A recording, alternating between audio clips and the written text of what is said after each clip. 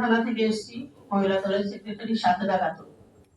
আজকে যে এখানে আলোচনা সভা শুরু হয়েছে, এটার জন্য আমাকে একটু সুযোগ করে দেওয়ার জন্য সবাইকে ধন্যবাদ।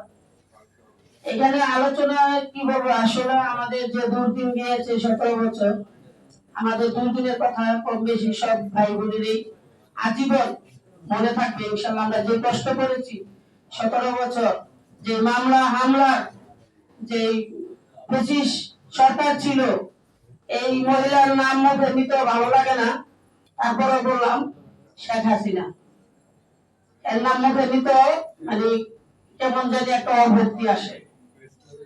এর যে এইভাবে আমাদের উপরে জুলুম করেছে, জোর জুলুম করেছে, মামলা হামলার শিকার হয়েছি, আমরা যে কষ্ট করেছি, এখন আমাদের যাই হোক একটা সুদিন আল্লাহ পাক আমাদের সুদিনে আসছে, আমরা সবাই একত্র হইতে পারি, একসাথে বসতে পারি, এটাই আল্লাহর কাছে লাখো শুকরিয়া। এই একত্র হয়ে বসার সুযোগ আমাদের ছিল না।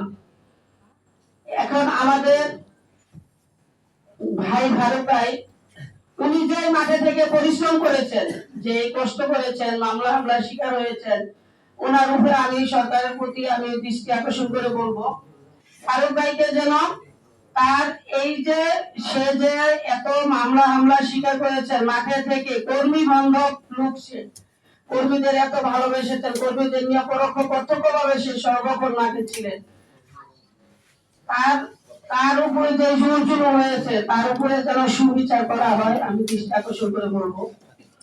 সে এতবার এমপি ছিল, ফারুক ভাইকে আমরা মন্ত্রী হিসাবে দেখতে চাই সেই সংসদে। ফারুক ভাই প্রাপ্ত যে যতটুকু সম্মান পাওয়া উচিত, সেই সম্মানটুকু যেন সরকার দেয়। সরকারের কাছে আমার আবেদন। আমার কথা যদি কোনো ভুল হয়ে থাকে আমার দৃষ্টিতে দেখবেন ভাইয়েরা। আসসালামু আলাইকুম।